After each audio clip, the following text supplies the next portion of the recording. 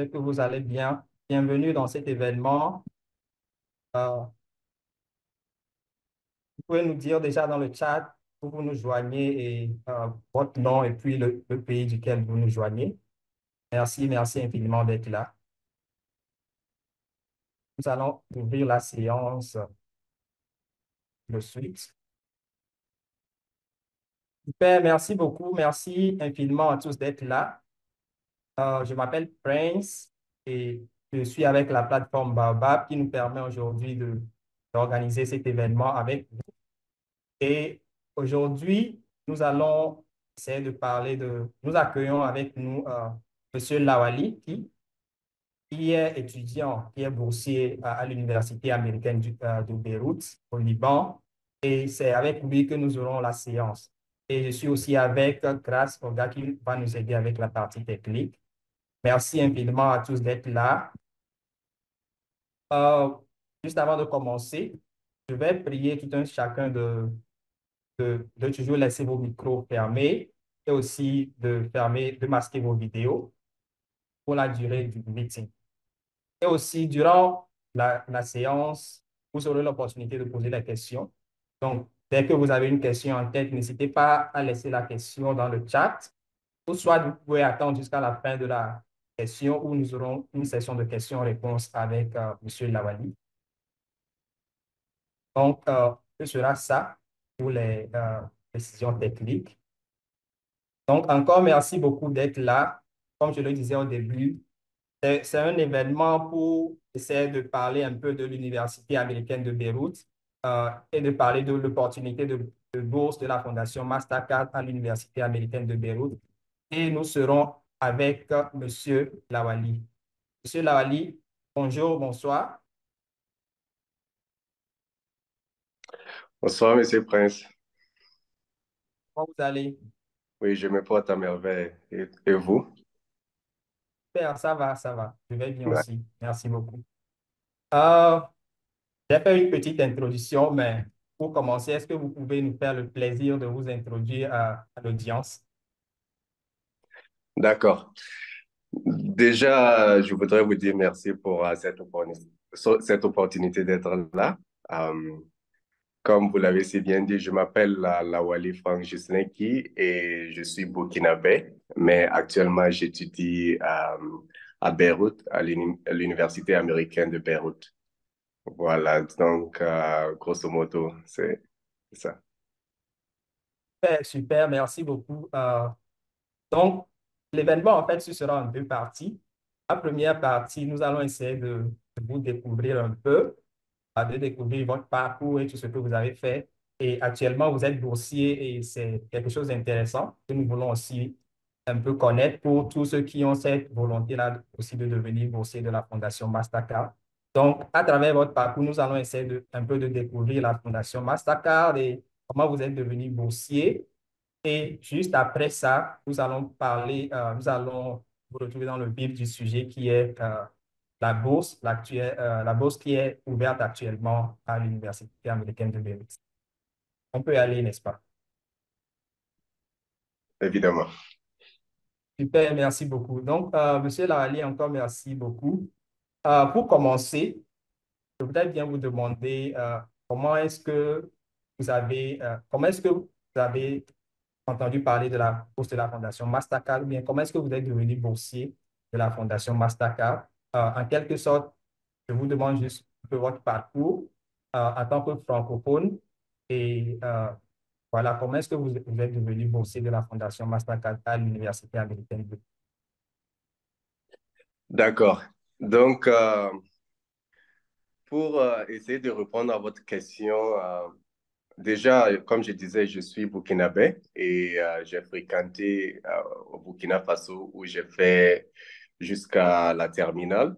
J'ai eu mon baccalauréat, euh, baccalauréat F4. Mais déjà, en étant là-bas, je cherchais déjà des opportunités pour aller étudier ailleurs. Euh, mon parcours est un peu spécial parce que je n'ai pas postulé directement à la fondation pour la bourse. Je suis allé plutôt à l'Académie des jeunes leaders africains qui se trouve en Afrique du Sud.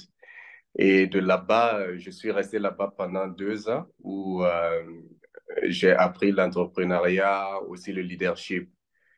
Et après cela, je suis rentré au pays encore où pendant une année, j'ai fait un stage. Et c'est de là maintenant que j'ai postulé à la bourse de la Fondation Mastercard pour continuer mes études ici à Beyrouth. Voilà, donc en gros, c'est cela mon parcours. J'ai d'abord quitté le Burkina pour aller en Afrique du Sud. Et de l'Afrique du Sud, maintenant, je suis venu ici. Voilà. Super, merci beaucoup. En préparant le meeting avec vous, j'ai découvert aussi que à Beyrouth, justement, vous aviez participé à Social Venture Challenge en 2000, c'était en 2020. Est-ce que vous pouvez nous parler un peu de ce que c'est déjà et comment c'était et comment est-ce que vous avez pu remporter le Social Venture Challenge? Ah, d'accord. Donc, euh, l'un des avantages d'être, quand tu es boursier de la Fondation Mastercard, c'est que tu as l'opportunité de postuler au Social Venture Challenge, qui est c'est une organisation qui met à la disposition des boursiers des fonds pour pouvoir commencer euh, un projet social. Donc, leur objectif vraiment est d'aider les jeunes Africains à développer leur communauté et à réaliser des projets qui vont vraiment soutenir les différentes communautés. Donc, déjà, c'est de là que lorsque je suis venu, j'ai appris, j'ai entendu parler de cette opportunité. Et une chose qu'il faut souligner, c'est que au temps où je postulais, c'était pendant la pandémie de COVID. Et lorsque j'étais nouvellement venu ici, j'ai rencontré d'autres boursiers qui venaient de différents pays. Et lorsque la pandémie a commencé, on s'est dit, mais bon, euh, voici une opportunité qui s'offre à nous aussi. On vient de se connaître, c'est vrai, mais on pourrait se mettre ensemble et puis créer un projet qui pourrait vraiment bénéficier nos différentes communautés et peut-être après toute l'Afrique en général. Donc, c'est de là qu'est partie vraiment l'idée pour moi de postuler. Et nous avons préparé tous les dossiers en ce moment. C'était pendant le Baobab Summit et tout s'est déroulé en ligne. On a dû soutenir notre projet devant des investisseurs et on a eu des retours en venant d'eux et c'était vraiment merveilleux. Super, super, c'est vraiment intéressant et surtout d'avoir ces opportunités-là en tant que boursier.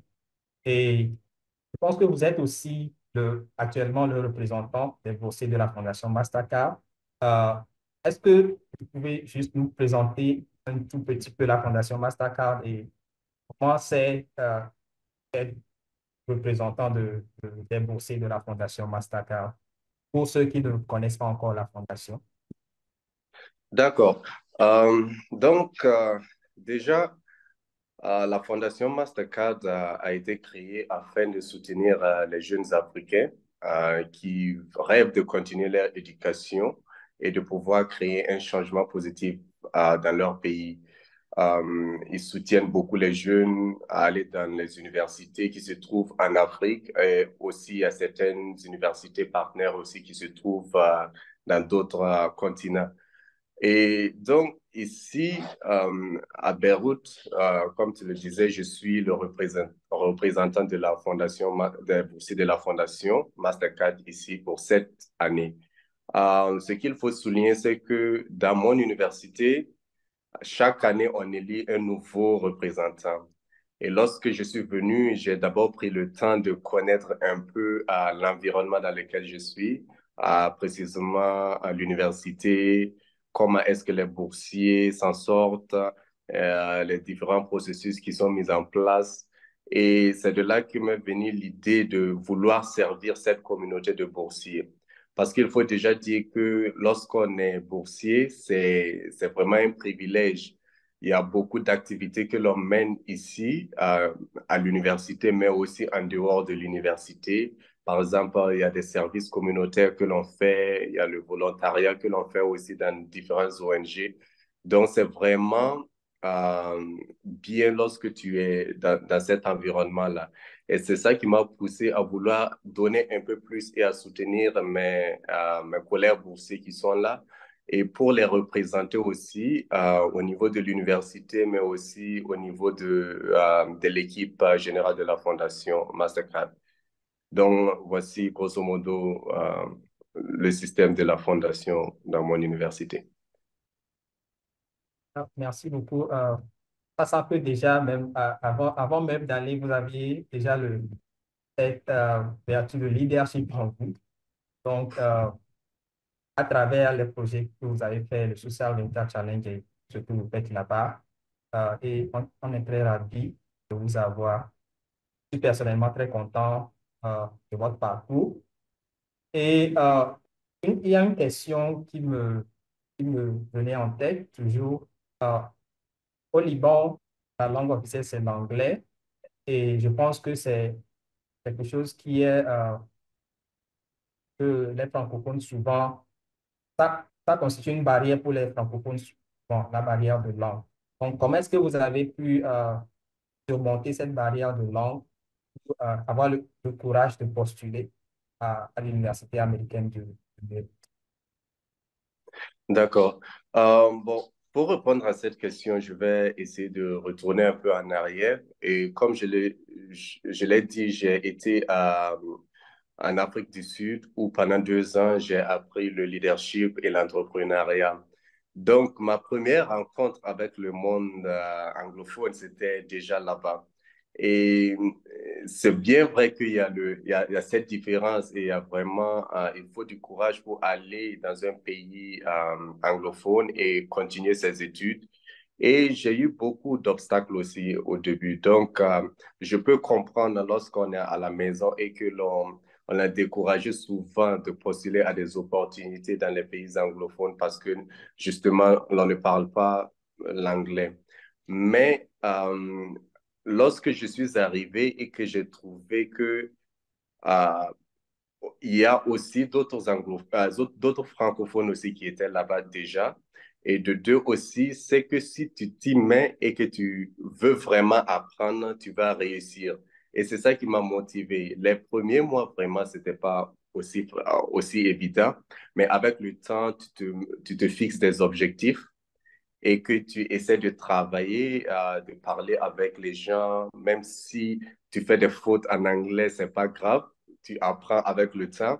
C'est ça qui m'a motivé et par la fin, j'ai réussi à m'exprimer bien en anglais et à aussi participer à la vie à Élé, euh, en Afrique du Sud.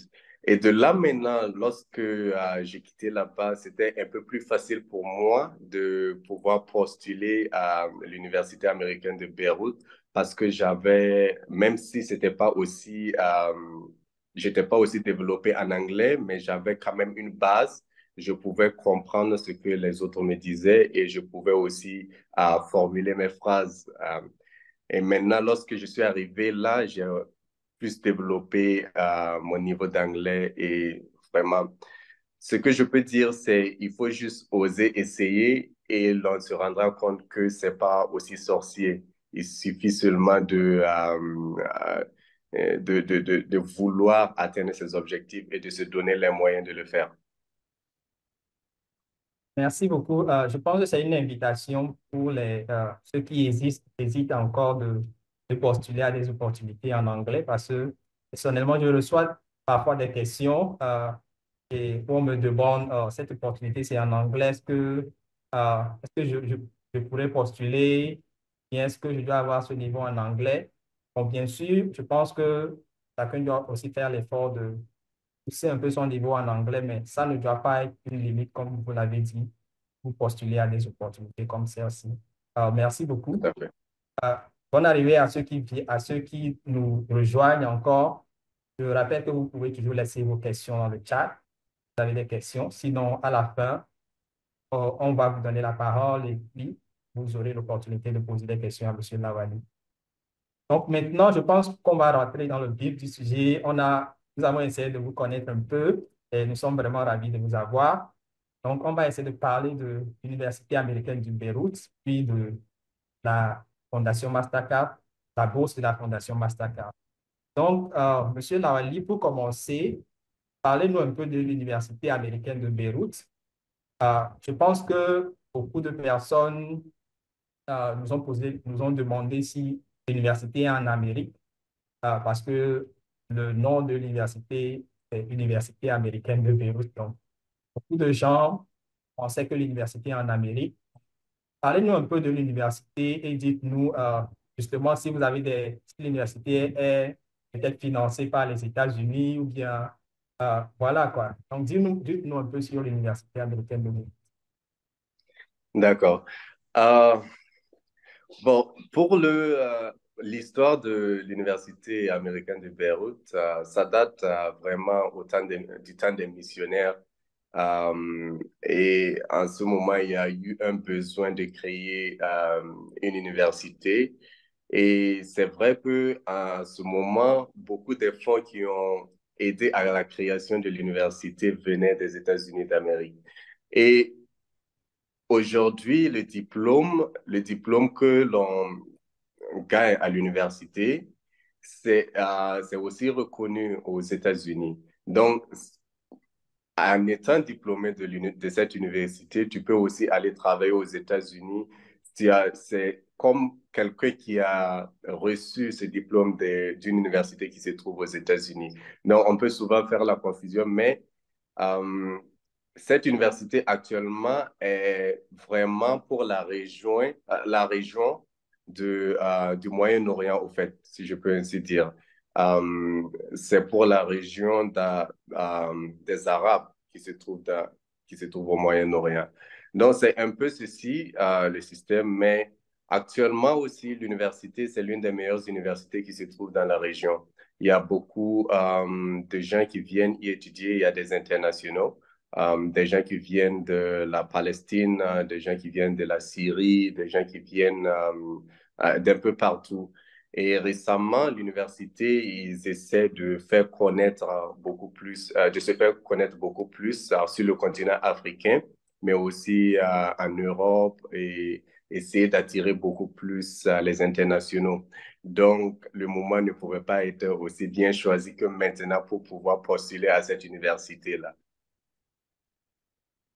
Merci beaucoup. Et par rapport à la bourse de la Fondation Mastercard, euh, parlez-nous un peu du partenariat et peut-être comment est-ce que la bourse se déroule et tout ça, avant qu'on entre un peu dans la procédure de, voilà, de voir comment est-ce qu'on peut postuler à la bourse. Parlez-nous un peu du D'accord. partenariat de la Fondation Mastercard avec l'université. D'accord. Donc, pour le partenariat avec l'Université américaine de Beyrouth, c'est comme presque tout autre partenaire de la Fondation Mastercard, c'est basé sur la confiance et l'entente que l'université comprend mieux l'environnement dans lequel il se trouve. Euh, et nous faisons partie de l'une des universités partenaires qui aussi ils prennent des étudiants venant de la Palestine et de la Syrie.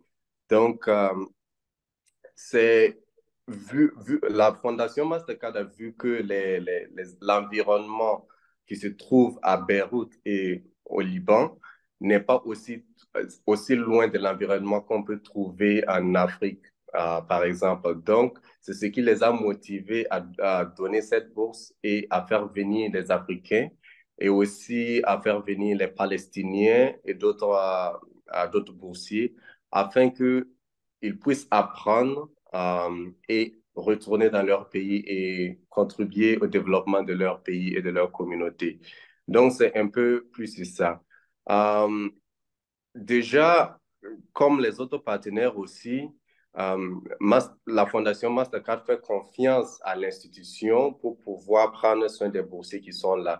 Donc, la bourse est entièrement gérée par l'université qui va accompagner les boursiers et répondre à leurs besoins lorsqu'ils sont là-bas.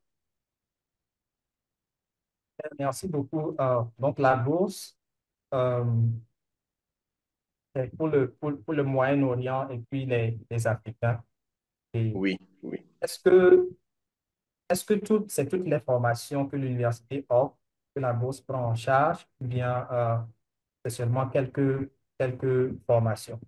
Parce que dans l'audience, forcément, il y aura des gens qui sont dans plusieurs domaines. Est-ce que tout le oui. monde, par rapport à ce que les programmes que l'université propose, est-ce qu'on peut postuler pour la bourse pour tous ces programmes-là? Évidemment, actuellement, il n'y a pas de restrictions sur les programmes qui sont offerts par la bourse. Donc, peu importe que tu sois dans biomedical engineering ou bien que tu veuilles faire l'ingénierie civile ou tu veux faire quelque chose dans l'environnement, il y a assez de programmes et la bourse est offerte à ces programmes. Et récemment aussi, ils essaient de mettre en place un programme pour permettre aux gens qui ne veulent pas venir étudier ici de prendre des cours en ligne, en partenariat bien sûr avec l'université, mais le nombre est limité en termes de programmes qui sont donnés en ligne. Parce que si, par exemple, tu veux faire le master et que dans ton master, il y a forcément tu dois être au laboratoire pour faire des essais et des expériences, tu dois être sur place. Mais par contre, si il y a un programme qui ne nécessite pas forcément que tu sois là, la plupart, ils essaient d'accommoder pour pouvoir permettre aux gens de prendre ces cours en ligne. Actuellement, si vous partez sur le site, vous allez trouver les listes de cours qui sont donnés en ligne. Je pense qu'il y a le NBA, il y a aussi Engineering Management, il y a aussi un autre cours qui est donné actuellement en ligne. Mais les autres cours, c'est en présentiel. Et donc, il y a des cours en ligne, il y a des programmes en ligne, des programmes en présentiel. Et je pense que nous avons donné dans le chat le lien pour accéder au programme. Donc, vous pouvez accéder à tous les programmes que l'université offre et voilà, choisir le programme auquel vous êtes intéressé. Euh, mais je pense qu'il y a une précision qu'on doit y donner. Est-ce que, euh, lorsque nous parlons de programmes, il y a des programmes de licence, des programmes de master, des programmes de doctorat. Est-ce que vous pouvez aussi toucher ces points? Quelqu'un qui est en licence, qui veut faire la licence, peut postuler. Quelqu'un qui est au master peut postuler. Quelqu'un qui veut faire le doctorat, euh, est-ce qu'il peut postuler aussi? Tout à fait, tout à fait.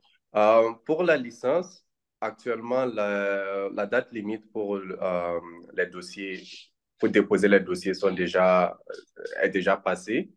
Mais pour le master, la date limite, c'est pour le 14 mars. Cette année aussi, et ça c'est une nouveauté aussi, ils commencent à recruter des gens pour le PhD, pour le doctorat. Donc, mais pour le doctorat, il y a un nombre limité, bien sûr, et ça dépend du budget qu'ils ont. Donc, s'ils ont pu avoir le nombre qu'ils recherchent, l'année prochaine, ils ne vont pas ouvrir pour le doctorat. Mais la plupart du temps, pour le master et la licence, les applications sont ouvertes. Euh, et le master est ouvert actuellement. Et donc, le master est actuellement ouvert Oui. la date limite, c'est le 14 Mm. mars. 14 mars. Merci beaucoup. Il y a des questions déjà. Il n'y a pas encore de questions dans le chat. Et je vois qu'il y a quelqu'un qui demande s'il y a l'agronomie. Donc, pour ça, je pense que vous avez le lien dans le chat. Vous pouvez directement aller parce qu'il y a beaucoup de formations. Donc, vous allez vous accédez au lien et vous allez voir la liste de toutes les formations qui sont disponibles. Et merci beaucoup, Monsieur Lawali. Maintenant, par rapport à la bourse elle-même, quel type de candidat on veut? Parce que très souvent, nous savons que lorsqu'on parle de bourse, c'est toujours peut-être pour ceux qui méritent ou bien. Donc, quels sont les critères pour avoir cette bourse-là ou bien qu'est-ce que quelqu'un peut faire pour augmenter ses chances voilà, d'avoir la bourse? D'accord. Déjà, pour ceux peut-être qui envisagent de postuler, même si ce n'est pas cette année, mais que peut-être l'année prochaine, il y a certains points peut-être ils pourront travailler pour augmenter les chances d'être pris dans la bourse de la Fondation Mastercard. Et déjà, pour le programme ici, ils recherchent des gens qui ont un potentiel leadership, c'est-à-dire des gens qui quand même s'investissent un peu en dehors de leur cours, qui font des choses peut-être pour la communauté, qui ont ce sens de vouloir peut-être être un leader dans leur communauté. Euh, Bien évidemment, ils recherchent aussi des gens qui ont un potentiel académique aussi. Donc, disons, c'est une combinaison de tout cela qui pourra peut-être te faire avoir une chance d'être admis à cette bourse. Un autre point aussi que je pense que j'ai mentionné, c'est le service communautaire aussi, qui est l'un des mottos de la Fondation Mastercard. C'est de vouloir venir acquérir les connaissances et retourner changer ou aider au développement de ton pays en utilisant les connaissances que tu as acquises ici. Donc, un peu, ce sont les points qu'il regarde beaucoup plus lorsque tu postules à la bourse de la Fondation Mastercard. Euh, Merci beaucoup. Donc, je pense que, voilà, celui qui veut postuler, il doit avoir les valeurs de la Fondation Mastercard. Donc, en résumé de ce que vous venez de dire. Et maintenant, je voudrais bien qu'on essaie de parler des étapes du postuler elle-même. Mais avant ça, il y a un sujet important dont on doit parler aussi. Euh, c'est le sujet de la zone elle-même. On sait que vous êtes actuellement au Liban et le Moyen-Orient, on sait tout ce qui se passe avec les infos de tous les jours et tout ça. Donc, parlez-nous un peu de la zone, comment est la zone et puis est-ce que, voilà quoi, comment est le climat avec les études dans la zone et dites-nous un peu sur ça.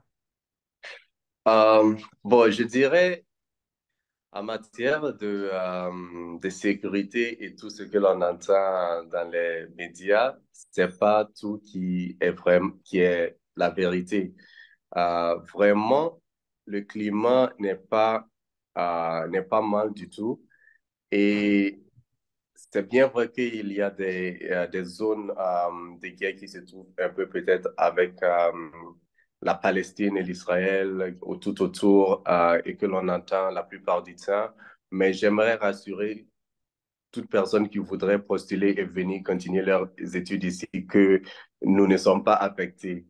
Et l'une des choses que vraiment j'apprécie mon université, c'est leur sens de prendre soin de ceux qui viennent d'ailleurs. Précisément, si l'on veut parler du président de notre université, lorsqu'il y a des choses qui se passent dans la région, il fait de telle sorte à vraiment communiquer avec les internationaux pour leur faire sentir qu'il n'y a pas de problème. Et s'il arrivait qu'il y a des problèmes qui doivent se passer, vraiment, ils donnent l'autorisation à ceux qui voudraient rentrer dans leur pays, de rentrer et de continuer leur programme en ligne. Et je pense que lorsque le COVID avait commencé, c'est ce qui s'était passé. On nous a permis de rentrer chez nous et de continuer de suivre les cours en ligne. Et vraiment, la Fondation Mastercard soutient les boursiers qui sont là lorsqu'il y a des problèmes peut-être qui se passent. Mais ce que je peux dire, c'est que vivant à Beyrouth, c'est vraiment l'une des villes les plus sûres. Vraiment, il n'y a pas grand-chose qui se passe dans la ville en termes d'insécurité et tout ça. Donc, il n'y a pas à s'en faire. Et venant de vous, nous allons croire parce que vous vivez actuellement là-bas et vous avez déjà vécu là-bas pour 2 ans, si je me trompe. 2 ans Oui, déjà. Donc, bon, oui. si vous dites c'est sûr, donc c'est sûr. Euh, donc, n'hésitez pas à postuler. Le climat là-bas est sûr. Et aussi, au niveau de l'université elle-même, l'université aussi fait tout pour que les étudiants étrangers soient vraiment dans, dans une zone vraiment sûre et qu'ils n'arrivent pas, aux étudiants internationaux. Donc, merci beaucoup pour ça, pour cette précision-là, Monsieur Lavali. Et nous allons un peu parler des étapes pour postuler. Donc, déjà, c'est une bourse et nous savons que souvent, c'est une bourse avec la fondation Mastercard. Donc, est-ce que pour postuler, nous devons déjà postuler au programme à l'université avant de postuler à la bourse? Bien, on postule pour les deux en même temps. Bon, sur ce point, pour postuler, d'abord, il faut créer ta page sur la page de l'université où tu vas remplir ton dossier. Une fois que tu l'as fait, il y a un lien qui t'est envoyé où tu dois aussi remplir le formulaire de la Fondation Mastercard. Donc, ça a été sondé en deux. Et il faut de telle sorte à ce qu'ils puissent collecter assez d'informations sur la personne et faire un choix vraiment euh, va, qui va avec leurs valeurs parce que l'université, ils vont regarder ton dossier, ils vont voir si vraiment tu vas t'épanouir à l'université et aussi la Fondation Mastercard aussi, ils vont lire ton dossier pour voir un peu voir l'environnement dans lequel tu as grandi et comment est les critères qu'ils ont élaborés pour pouvoir choisir parmi les candidats qui postulent à la bourse.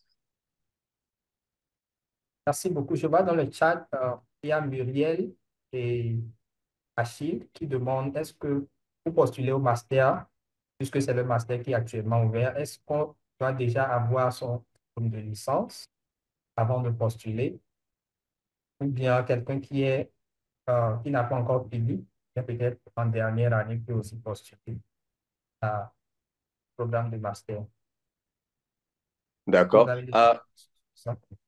Je pense que pour cette personne qui est en licence dernière année, la personne doit être sûre que au temps où les cours vont commencer à l'université, il aura son diplôme. Sinon, tu peux postuler pendant que tu es dans ta dernière année et ils vont te demander euh, ton bulletin, note jusque-là que tu vas fournir et tout. Mais tu n'as pas nécessairement besoin d'avoir ton diplôme. Mais une fois que tu as postulé, cela suppose que au temps où on va commencer les cours, qui se trouve être autour de septembre, tu aurais, tu auras déjà ton diplôme. Donc, c'est un peu ça. Et donc, soit Mais avoir le diplôme, si tu as aussi allez-y. déjà ton diplôme, tu peux déjà postuler. Donc, ça, c'est pas un souci. Merci beaucoup. Oui, vous voulez rajouter quelque chose? Non, je dis souvent parce que souvent dans nos pays, il y a certaines choses qui font que on ne sait pas exactement quand est-ce qu'on va finir notre programme. Donc, déjà, si on part à l'avance et que l'on postule, lorsque tu vas venir ici, ils vont te demander, si tu as été choisi, ils vont te demander de fournir le diplôme de la maison. Et lorsque tu viendras ici, tu devras faire l'équivalence de ton diplôme.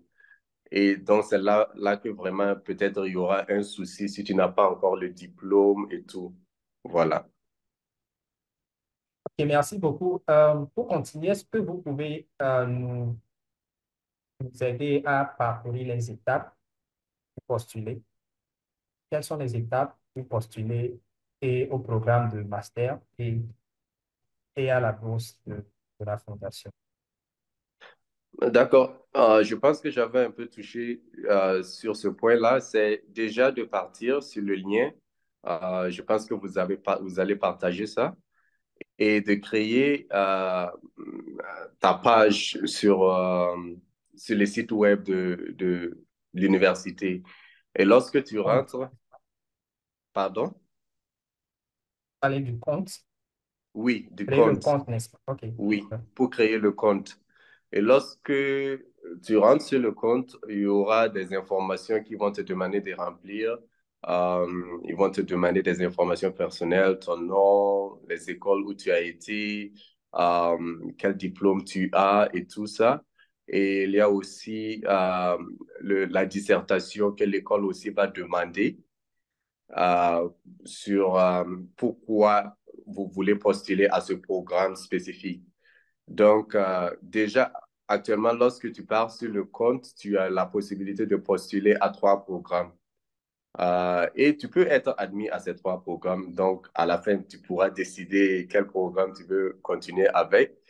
Et donc, mais avec la Fondation Mastercard, et ils vont couvrir qu'un seul programme. Tu ne pourras pas faire 2 programmes en même temps. À moins que tu sois, quand tu fais ta licence, l'université te permet de faire ce qu'ils appellent un minor ou bien un double major. Mais ça, c'est beaucoup plus tard lorsque tu rejoins l'université et tu discutes avec ton conseiller académique sur tes objectifs et vous élaborez un plan qui va te permettre d'atteindre ces objectifs. Mais déjà sur le compte, tu vas remplir ces différentes étapes et tu vas écrire tes dissertations. Et il y a aussi, tu dois avoir des lettres de recommandation de des gens avec qui tu as travaillé avant, qui te connaissent, qui peuvent te recommander. Ça peut être des professeurs de ton université ou bien si tu as fait des stages quelque part, et tu peux demander à ce qu'on te recommande et qu'ils envoient directement à l'université. La manière dont ça se passe, c'est que tu mets l'adresse email de la personne ou bien du professeur et ils vont envoyer un mail à ce professeur lui demandant de soumettre une lettre de recommandation pour toi. Une fois que tu as rempli le formulaire qui se trouve sur ton compte, tu soumets. Il y a le lien de la Fondation Mastercard aussi qu'ils vont t'envoyer parce que dans ton application, tu vas sélectionner que tu veux postuler à la bourse de la Fondation Mastercard. Et lorsque le formulaire t'est envoyé, tu rentres dessus aussi, il y a des informations que tu dois remplir et il y a des petites dissertations aussi que tu dois écrire sur pourquoi tu veux devenir boursier, comment est-ce que tu comptes aider ta communauté et tout ça. Donc, vraiment, c'est en gros le processus et les différentes étapes que tu vas utiliser.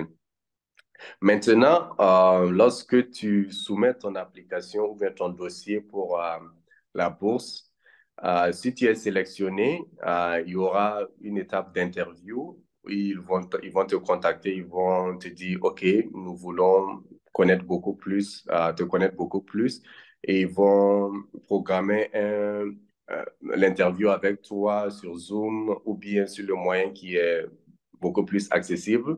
Et voilà, et de là maintenant, si tu es pris, c'est la fin, quoi. Tu vas venir nous retrouver ici. Super, super. Merci beaucoup pour les détails, pour ces détails. Et je pense que nous allons maintenant passer à la session questions-réponses. Déjà dans le chat, je vois une question qui suit directement ce que vous avez dit. Supposons que vous êtes pris. Est-ce que la bourse est complète ou partielle? Est-ce que la bourse couvre tous les aspects? Euh, voilà, la question, c'est de Muriel. Donc, dites-nous un peu, est-ce que la bourse est complète? Ça vous assure tout là-bas?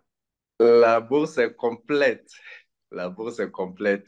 Oui. La bourse, déjà, bon, ça varie en fonction des promotions, mais à la base, c'est complet. Peut-être lorsque tu arrives, déjà, on te paie ton billet d'avion pour venir à l'université. Il y a aussi l'allocation qu'on te donne pour ta nourriture de chaque jour. Et il y a aussi le lieu où tu dois rester. Déjà, en tant que boursier, euh, ceux qui sont suivre un programme de licence, eux doivent rester sur le campus. Mais ceux qui sont en master, le premier semestre, ils doivent rester sur le campus, mais le deuxième semestre, ils peuvent décider de sortir et de prendre peut-être une chambre aux alentours de l'université, ce qui beaucoup d'étudiants préfèrent parce que lorsque vous vous retrouvez ensemble, vous pouvez prendre une chambre, vous partagez le coût et puis vous faites des économies sur ta bourse, au fait. Voilà. Mais sinon, la bourse est complète et chaque année, on te permet de rentrer pour voir ta famille aux frais de la bourse aussi. Et il y a aussi beaucoup d'activités que l'on organise et des opportunités qui sont là. Merci beaucoup. Il y a une seconde question. Quels sont les avantages de la bourse? Quels sont les avantages que la bourse offre pour les étudiants en ligne par rapport à ceux en présentiel? La question de Marcel. Bon, déjà, pour ceux qui sont en ligne, c'est carrément un autre contrat aussi qu'ils signent. Et comme c'est un nouveau programme, je pense qu'ils sont en train de beaucoup plus tester et puis essayer de voir un peu les conditions de comment est-ce que ça va se passer. Euh, mais ces gens aussi, ils ont le soutien de la Fondation Mastercard. Ils payent leurs frais de scolarité. Ils leur donnent aussi de l'argent à la fin de chaque mois pour essayer de les soutenir pour la connexion parce qu'on sait que la plupart du temps, dans nos pays africains, la connexion, c'est pas donné. Donc, il y a plusieurs formes de contrats qui peuvent donner en fonction de ça. Et cela vraiment dépend du budget qu'ils ont au moment où ils lancent la bourse. Et une fois que tu es admis pour la bourse, ils t'envoient le contrat, tu lis et tu es libre de dire je ne veux pas ou bien bon, je veux. Voilà. Et tout est assez détaillé sur le contrat et tout. Voilà. Maintenant, je ne peux pas dire si il y a, si le montant n'est pas fixe pour chaque promotion, comme je le disais. Tout dépend du budget qu'ils ont, du nombre de boursiers qu'ils vont prendre à l'année où ils disent. Et tout ça, quoi. Il y a beaucoup de facteurs qui rentrent en jeu. Merci beaucoup. Quand vous êtes pris, l'étape d'interview, ce sera en anglais ou en français. Malheureusement, oui, l'étape d'interview, ça sera en anglais parce que toute l'équipe qui se trouve actuellement ici est anglophone. Voilà, peut-être à l'avenir, s'il y a beaucoup de francophones qui montrent l'intérêt de postuler, il pourra peut-être prendre quelqu'un pour un francophone pour faire les interviews. Mais déjà que les cours seront en anglais, c'est déjà bien de pratiquer la langue et de s'exercer à parler l'anglais. Donc, oui. Sur ce point aussi, il y a une autre question de Marcel. Marcel demandait si pour l'anglais, si on doit avoir des tests, des résultats de tests, et si les tests gratuits aussi sont acceptés. Pour les tests, je pense qu'il y a un test d'anglais qui est requis. Mais est-ce que vous pouvez élaborer un peu plus sur ça, les tests d'anglais? Bon, pour le test d'anglais, moi, au moment où je postulais, ce qui avait été requis, c'était le SAT, euh, qui inclut un peu tout. Il y a la partie anglaise et puis il y a aussi les mathématiques et autres. Bon, actuellement, je n'ai pas assez d'informations sur les autres types, mais si je ne me trompe pas, le TOEFL aussi devrait être accepté par l'université. Voilà. Mais c'est un point qui est demandé par l'université que par la bourse de la Fondation Mastercard. C'est pour être sûr que en tant qu'étudiant, tu pourras t'en sortir et pouvoir naviguer dans l'école. Euh, Parce que lorsque tu arrives, vraiment, la plupart des gens, ils ne parlent que l'anglais. Il y a aussi l'arabe, mais la plupart des professeurs en classe, tout est en anglais. Donc,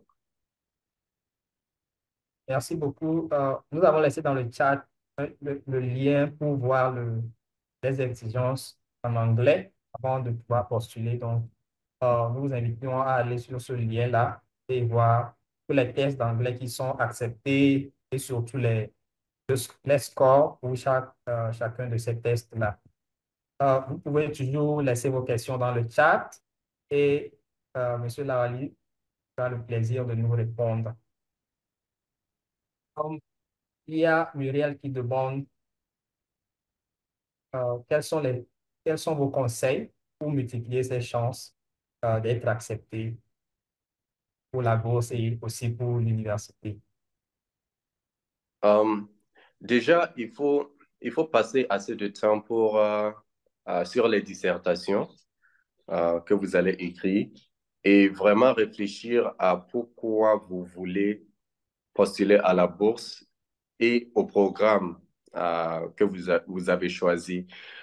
Ce que je vais dire par là, c'est vous devrez montrer comment est-ce que cela va vous bénéficier sur votre vie professionnelle, votre carrière, mais aussi comment est-ce que cela va bénéficier votre communauté.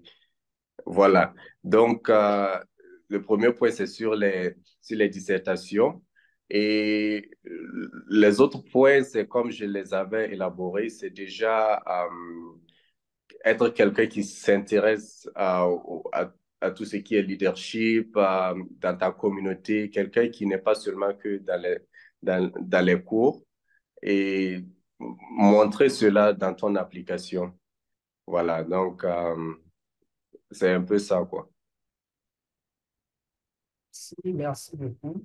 Euh, il y a une autre question sur les filières. Je pense que nous avons laissé dans le chat le lien pour accéder aux filières parce qu'il y a vraiment beaucoup de filières qui sont que vous pouvez postuler. Donc, visitez le lien et vous aurez la liste de toutes les filières auxquelles vous pouvez postuler. On peut toujours remettre le lien dans le chat aussi. Une autre question, est-ce que les documents, voilà, je pense que c'est une bonne question parce que souvent lorsqu'on postule dans toutes les universités anglaises, on se pose la question de faire relever, voilà, ces attestations et tout ça. Est-ce qu'on doit traduire les attestations, les diplômes et tout ça en anglais ou on peut postuler avec les diplômes en français? Euh, Là, je vais parler de mon expérience. Moi, au temps où je postulais, on m'avait demandé de traduire mes diplômes avant de les envoyer. Euh, peut-être pas dans toutes les universités ils demandent ça, mais je trouve que c'est toujours mieux si tu as la possibilité de les traduire avant de les envoyer parce que évidemment, c'est des anglophones qui vont lire, mais pas des traductions. Il faudrait aller là où c'est reconnu. Souvent, ils font ça dans mon pays, par exemple, ils font ça au ministère des Affaires étrangères, où tu peux aller déposer ton document officiel et ils vont traduire cela en fonction de là où tu veux postuler. Donc, c'est toujours mieux de le faire. Donc, c'est toujours mieux d'avoir une traduction des documents là, pour ne pas être surpris si jamais l'université fait une version traduite des documents. Comme il y a Tchèque qui demande, qui dit, j'ai postulé à l'AUB depuis le 1er février, ben, je n'ai toujours pas reçu le formulaire d'aide financière à remplir. Dois-je continuer à être patient? Vous avez une idée sur la date, bien sûr, voilà, la date limite pour recevoir le fichier d'aide financière, le formulaire. D'habitude, ils disent que lorsque tu remplis le formulaire, ils disent c'est 2 semaines. Mais je voudrais être sûr que la personne a choisi de postuler à la bourse de la Fondation Mastercard, au fait. Parce que si dans le formulaire, ça n'a pas été précisé, peut-être que l'université pense que tu vas payer de toi-même. Donc déjà, peut-être c'est ça. Mais pour plus d'informations, peut-être il pourra m'écrire et je pourrais vérifier, voir qu'est-ce qui s'est passé. Euh, donc, Monsieur Cheikh, vous pouvez nous confirmer si vous avez postulé à la bourse. Vous avez spécifié que vous postulez à la bourse. Et voilà, donc vous pouvez aussi laisser votre contact et nous allons vous contacter, Monsieur Lawali. On va passer votre contact à Monsieur Lawali pour continuer. Euh, voilà, toujours sur la date limite, que devions-nous nous attendre? Ou bien quand devions-nous attendre euh, je pense qu'il parle du sondage, parce qu'il y a un sondage pour la bourse. Il y a la date pour l'entretien. J'ai déjà fait mon entretien avec l'AMB. Monsieur, est-ce que vous pouvez nous éclaircir un peu votre troisième question? Je pense il demande quand est-ce que l'entretien avec la bourse, le représentant de la bourse va se dérouler. Je pense. Mais déjà, si il n'a Oui. pas reçu, il n'a pas rempli le formulaire pour Fondation Mastercard, ça veut dire qu'il ne savent pas il veut postuler pour la bourse de la fondation, en fait. Donc, déjà, il faut d'abord avoir le formulaire rempli. Et si tu as passé l'étape, si on t'a sélectionné pour cela, maintenant, ils vont te contacter pour l'interview. Est-ce que je peux vous éclaircir par rapport à ma question? En fait, Oui, par oui. rapport au formulaire, je parle du formulaire qu'on doit recevoir d'AUB, de l'AUB. Donc, il y a un formulaire, the financial form that you have to receive from AUB. Donc, je n'ai pas OK. encore reçu ça. Donc, ça, c'était pour la première question. Cependant, pour la troisième question, c'était quand devrions-nous espérer entendre? Parce que j'ai déjà soumis le formulaire de Mastercard. Donc, what is the time frame to hear from them for an interview? C'est pour le master ou mais c'est pour le doctorat? Le master. Le master. Parce que jusque-là, comme pour le master, c'est pas encore le dossier n'est pas encore, la date limite n'est pas encore arrivée. Donc, il faudrait attendre déjà que la date limite soit passée. Là, ils vont regarder les dossiers et vous revenir, quoi. Et je pense ils vous préciseront. S'ils n'ont pas mis ça sur les sites web, peut-être je pourrais me renseigner aussi sur quand est-ce qu'ils comptent commencer à donner, à dire ceux qui ont eu et ceux qui n'ont pas eu, tout ça. Maintenant, pour l'aide financière des UP, là, il faudrait que tu envoies un email directement à l'université pour leur demander. Parce que l'université aussi s'occupe des, de leur aide financière. Ils ont l'aide financière qu'ils donnent aux gens, mais c'est différent de la bourse de la Fondation Mastercard. Et une chose aussi qui est là, c'est que si tu es boursier de la Fondation Mastercard, tu ne peux pas avoir l'aide financière des UB. Donc, c'est soit l'un ou soit l'autre. OK, donc c'était juste sur la procédure. C'était bien défini que nous devons aussi, c'est dans la procédure de remplir la formulaire qu'on devra recevoir DUB. Donc, je ne sais pas si you recall that, si tu te souviens de ça dans ta procédure. Sorry, I didn't get what you said. It was clearly defined in the, admission procedure that firstly, you apply to AUB, Yes. then you receive an AUB form, the financial aid form from AUB that you have to fill out. And then Okay. you also fill out the MasterCard form. So, and then, the AUB form, I have to receive them from AUB, which I didn't, for almost a month now. But like you just said, je vais contacter le AUB directement pour essayer de voir ça. Voilà, voilà. Donc, pour essayer de récapituler, donc, il disait que lorsque tu veux postuler pour AUB, il y a le formulaire d'aide financière qui dit que tu dois recevoir afin de continuer. Maintenant, peut-être, et comme je le disais, il pourra peut-être contacter l'université pour en savoir beaucoup plus s'il ne l'a pas encore reçu. Mais comme je l'ai dit aussi, si tu es boursier de la Fondation Mastercard, automatiquement, tu ne peux pas avoir d'aide financière. Donc, peut-être si tu as choisi que tu postules en tant que, à travers la bourse de la Fondation Mastercard, peut-être que c'est ça aussi qui fait que tu n'as pas encore reçu le formulaire d'aide financière de AUB. Mais il faudrait aussi vérifier, comme je l'ai dit, donc c'est mieux d'envoyer un email à l'université pour en être sûr. D'accord, d'accord. Oui, Et par rapport à ma deuxième question, oui. Et la deuxième question disait, mon père travaille dans le secteur informel et n'a ni compte bancaire ni compte taxe. Lors de la soumission des pièces justificatives, le fait de ne soumettre aucun document pour mon père aura-t-il une incidence sur ma demande d'aide financière?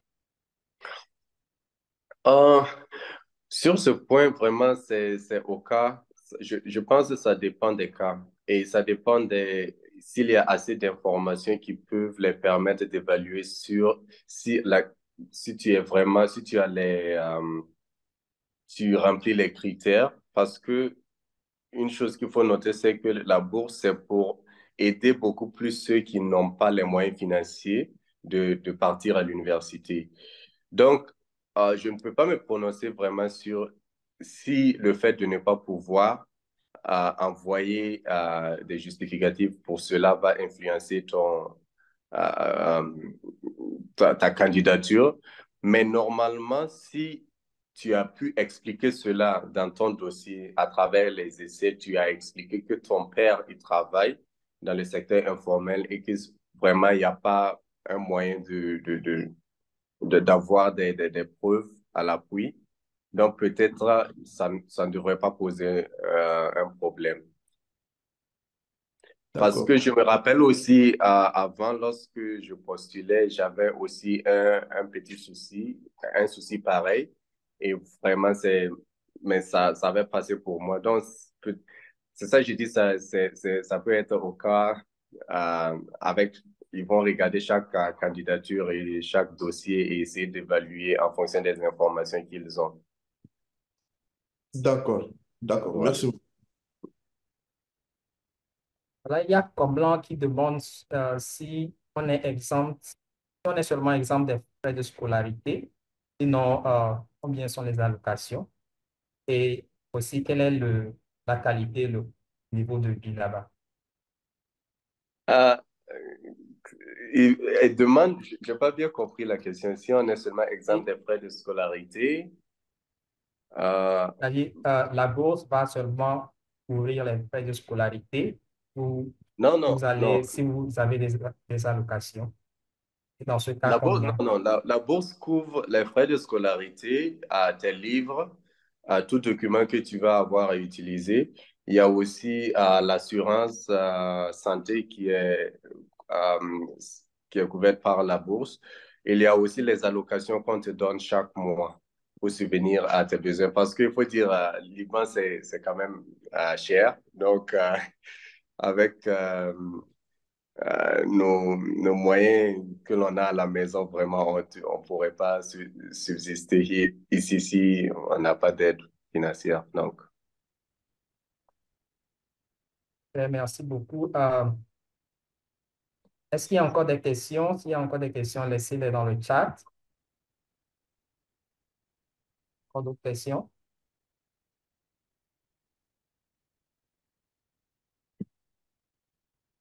Et je ne vois aucune question dans le chat. Donc, pour ce, on s'approche un peu de la fin.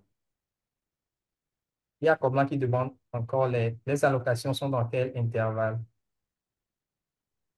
euh, c'est, c'est chaque mois. C'est chaque mois, oui. Voilà. Euh, Marcel demande en quoi consiste le RUSE exactement? LUST. RUSE, je pense que c'est les exigences en anglais. Les C'est les quoi? exigences en anglais. Les exigences en anglais euh, que l'Université de Bonn. Donc, Monsieur Marcel, vous pouvez aller sur le lien pour les exigences en anglais, c'est un peu plus détaillé là-bas. Ah, OK. Il y a encore d'autres questions?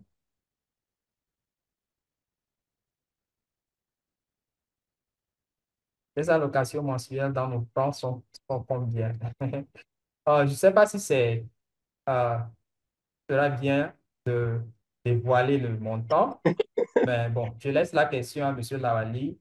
Vous êtes à l'aise avec ça? On dit un peu sur Bon, le... ah, je ne veux pas, je ne veux pas mettre, comment je dis, créer des espoirs pour les gens et voilà. tout. Voilà, parce que comme je l'ai dit, le montant de la bourse, ça varie en fonction des promotions, ça varie en fonction de beaucoup de choses. Voilà, du budget, du nombre d'étudiants qui sont là. Euh, donc, par exemple, pour notre promotion, ce que nous, on perçoit comme allocation mensuelle, c'est différent de ceux qui viennent d'arriver, par exemple. Donc, ça dépend vraiment de ton contrat, de ton contrat. Mais ce que je peux dire, c'est que tu arrives à subvenir à tes besoins sans souci. Et tu peux, si tu es quelqu'un vraiment qui sait économiser, tu peux faire des économies qui vont vraiment beaucoup t'aider. Voilà. Donc, il n'y a pas à s'en faire sur cela. Et voilà, si vous êtes là depuis 2 ans, c'est la preuve que... Non, Ah, au fait, je suis étudiant à EUB depuis 2019. ok, Oui, ok. depuis 2019, mais j'étais juste rentré à cause du COVID. Et Ouais. après le COVID, maintenant, je suis revenu et cela fait 2 ans que je suis, 2 ans, oui, que je suis là. Quelles sont les possibilités professionnelles disponibles au Liban après la bourse pour étudiants africains? OK, so, peut-être, oui, je n'avais pas parlé un peu de ça. C'est que en tant que étudiant international boursier, à l'université, tu n'as pas le droit de travailler pendant tes études. Parce que l'une des raisons pour lesquelles tu es boursier, c'est qu'ils veulent enlever le poids de vouloir subvenir à tes besoins pour que tu te concentres beaucoup plus sur tes études et beaucoup plus aussi sur le volontariat, le service communautaire que tu fais parce il y a des responsabilités aussi que tu as en tant que boursier ici, un certain nombre de trucs que tu dois faire pour maintenir ta bourse. Donc, sur ça, sur le travail, tu n'as pas vraiment la possibilité de travailler, mais une fois que tu as fini, pendant que tu te trouves à l'université, il y a beaucoup de compagnies de la région qui viennent à l'université pour exposer leur compagnie, surtout dans comment dire, le consulting. Il y a assez d'opportunités dans la région. Maintenant, c'est à toi de voir ce qui te plaît et de postuler. Sinon, il y a des opportunités. Et voilà. Mais la plupart des boursiers, lorsqu'ils finissent, ils préfèrent aller ailleurs. Voilà, parce que déjà, euh, la région, c'est purement arabe. La plupart des compagnies ils parlent arabe. Donc, si tu te retrouves dans ces compagnies et tu dois encore apprendre l'arabe, pendant que tu es en train d'apprendre l'anglais, ça devient assez compliqué. Mais ce qui est bien, c'est que si tu es diplômé de l'université américaine de Beyrouth, tu as la possibilité de partir presque partout dans le monde parce que le diplôme est reconnu. Donc, on a des étudiants actuellement qui se retrouvent en Europe, qui se retrouvent aux États-Unis, d'autres qui retournent en Afrique pour travailler. Voilà, donc c'est un peu ce qui se passe. Mais sinon, il y a des opportunités. Oui, il y a des opportunités. Et à quelle période commencent les cours pour postulant en master pour Paul 2024-2025? Ils demandent dans quel mois on commence les cours. Euh, les cours commencent en septembre. Euh, Fin août, début septembre. Ça varie souvent. Ouais, les dates sont pas fixes, mais ils communiquent le calendrier à l'avance. Et tu as le fall semester qui finit autour de décembre. Et ensuite, il y a le winter semester qui commence. Le winter semester, c'est autour de un mois. Mais la plupart des boursiers ici, on ne prend pas de cours pendant le winter, sauf si tu as un programme vraiment assez chargé et que tu dois finir les cours, certains cours. Et il y a aussi, on a le spring semester et summer semester. Voilà. Non, mais on commence en septembre, oui. Et merci beaucoup. Pas plus de questions. On a toujours un peu de temps, donc vous pouvez poser vos questions. Sinon, j'ai une dernière question pour vous, Monsieur Marali. Par rapport aux, aux études même, et je voudrais bien savoir quelles sont, selon vous, les études qui sont importantes. C'est que tous les domaines sont importants, mais pour vous, par rapport à la situation de notre continent actuellement, quelles sont les études que vous recommanderiez et que les jeunes africains s'intéressent plus? Et pour ça aussi, qu'est-ce que, comment vous pensez que la jeunesse africaine peut euh, avoir un grand impact sur le développement du... D'accord. C'est le premier point, comme tu l'as dit, toutes les filières sont importantes et c'est la passion qui va faire la différence dans tout ce que tu fais. Tu peux commencer, peu importe ce que tu décides de faire, si tu as la passion de faire cette chose, tu vas mettre les moyens pour arriver. Voilà. Donc, je ne peux pas vraiment recommander une filière à quelqu'un. Ce que je peux dire, c'est faut suivre ton cœur, suis ce que tu veux faire dans la vie. C'est pour cela qu'il faudrait d'abord se connaître soi-même et puis voir qu'est-ce que je me vois faire peut-être pendant 10 ans, 20 ans, 30 ans. Voilà. Donc, c'est un peu c'est ça. Et actuellement, notre Afrique, on a besoin du tout. On n'a pas besoin que des ingénieurs, on n'a pas besoin que des économistes, on a besoin du tout parce qu'on est en train de se développer rapidement et là, on a vraiment besoin que chacun y mette du sien. Voilà. Donc, sur la base de ça, ce que je pourrais dire pour la jeunesse africaine comme nous, c'est déjà, il faut oser essayer et que rien n'est jamais petit au fait. De là où vous êtes, vous pouvez déjà commencer à impacter ceux qui sont autour de vous, à faire des petites choses, à faire du volontariat, ne serait-ce que dans des ONG qui sont autour de vous, à donner de votre temps, à aider les autres jeunes aussi qui voudraient postuler à la bourse de la Fondation Mastercard, par exemple, à leur communiquer l'information où ils peuvent trouver le formulaire et tout. Et déjà, ça commence par les petites choses que l'on on fait nous-mêmes. C'est ça qui va changer à notre Afrique.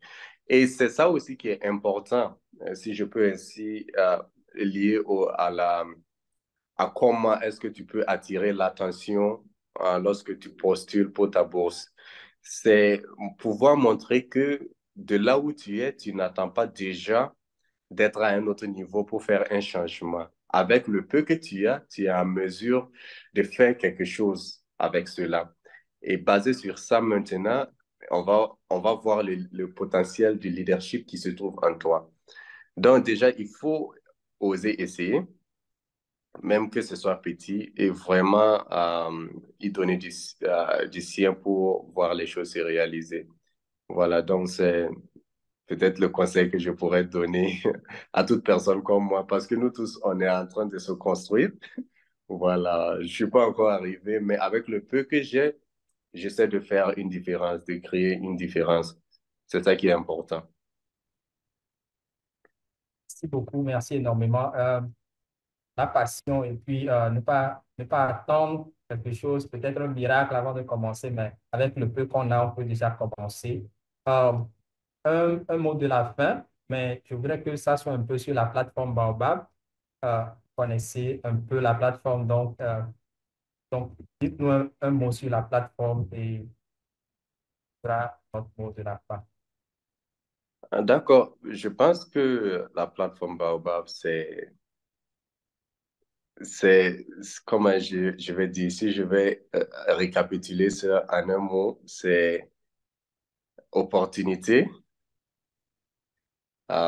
Disons deux mots, opportunité et développement.